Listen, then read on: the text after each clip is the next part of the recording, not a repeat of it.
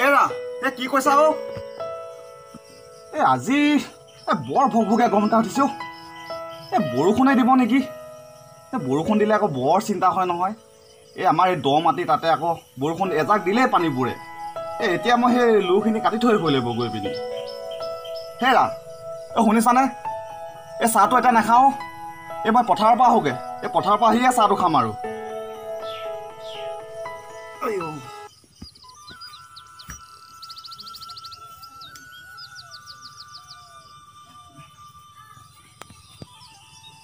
বুইছা বাৰু কোৱাচোন বাৰু আজি বাৰু সেই নামাকৰণত কিবা খুৱাই তাকে মই এতিয়া চিন্তাই লাগিছে বুইছা মই আকৌ সেই লুচি পুৰি ভাগ হ'লে ভাল পাওঁ নাই মই সেই বৰভাত ভাগ বেছি ভাল পাওঁ হয় নেকি আমাৰ আকৌ সেই হৰকান্তই মাত এভাগ লগাই যাব কৈছিলে মাত এষাৰ লগাই যাব লাগে বুইছা বুইছা তাকে মাত এষাৰ লগাই যাম দিয়া বোলা হে ৰাপা সেইটো দেখোন হৰকান্ত এই কুচুৰ লৈ বা কোনে ওলালে তাকে সেই পথাৰলৈকে যায় নেকি এই এপালি খাই লোৱাচোন বোলো হেৰা হৰকান্ত এই কুচুৰ লৈ কোনে ওলালিও মই সেই পথাৰৰ পৰা আহোঁগৈ পিছে আপোনালোক আমি আকৌ সেই মেনা ঘৰৰ সুধিৰ পৰা আহোঁ সুধি মই যাব নোৱাৰিম আৰু মই আকৌ সেই পথাৰলৈ যাওঁ বতৰ আকৌ গোমা কৰি আছে যে বৰষুণ হ'লে আকৌ আমাৰ মাটিকেইডৰা পানীৰে উপচি পৰে তাকে সেই লুৰবোৰ কাটি থৈ আহোঁগৈ হয় নেকি তই পথাৰলৈ যাওঁ যদি আমাৰ মাটিকেইটাও চাই থৈ আহিবিচোন ঠিক আছে মই চাই আহিম আৰু ভাল বাৰু দেই ঠিক আছে তেতিয়াহ'লে মই গৈয়ে থাকোঁ ভাল বাৰু আপোনালোকো যাওক নহ'লে আকৌ সেই নামলৈ দেৰি হ'ব যে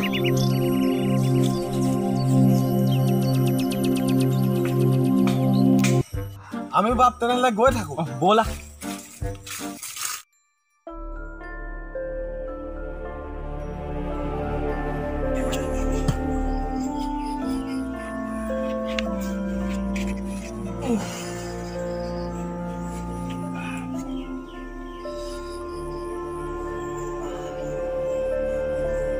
হেৰা মই আহিলোঁ চাহটো লৈ আনা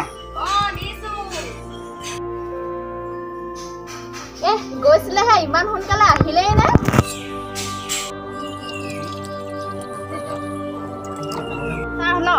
দিয়া দিয়া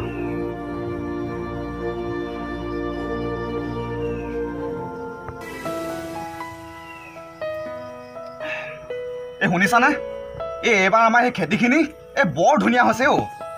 যোৱাবাৰো দেখোন আমাৰ খেতিখিনি ভাল হৈছিলে পিছে বানপানীৰ কবলত পৰিহে আমাৰ খেতিখিনি হেৰুৱাব লগা হ'ল আকৌ এইবাৰো বা কি হয় ঠিকান নাই ৰেডিঅ'ত শুনিছো দেখোন এইকিনতে বোলে ধুমুহা বতাহো আহিব অমুকবিলাক কথাবোৰ নক'বা যোৱাবাৰ চৰকাৰে ইমান ধুনীয়াকৈ সেয়া মঠাইটো বন্ধাই দিছে এইবাৰ নদী পানী আহিলেও মই মঠাইটো ভাঙিব নোৱাৰে যোৱা ভাত নাথাকে যোৱা মই সেই বাৰীতে অলপ কাম লাগোগে যোৱা ময়ো যাওঁ বাৰীতে অলপ কামকে লাগোগে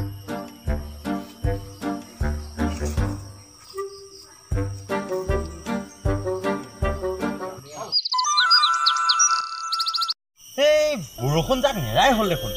নদীটো ইমান পানী বাঢ়িছে কিবা ভয় ভয়ে লাগে দেখোন কিহৰ ভয়ডাল লাগিবলৈ আছে সেই মথাউৰিটো যে এইবাৰ বনাই থৈ গৈছিলে আমাৰ মোৰ কিন্তু কামটো পচন্দ নহ'ল বুজিছ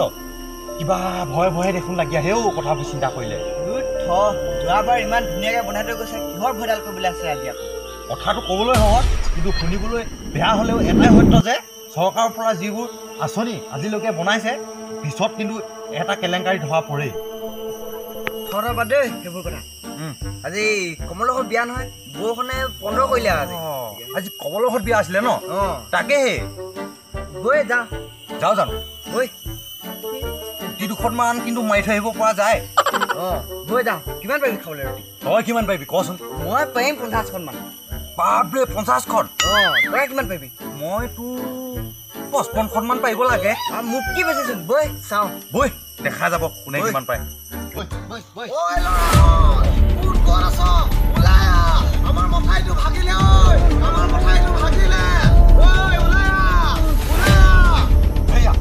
মইতো কোৱা নাছিলো মথাউৰি ভাঙিব বুলি এই মানে মংগলীয়া বান থাকে আমাক একেবাৰে শেষ কৰি পেলালে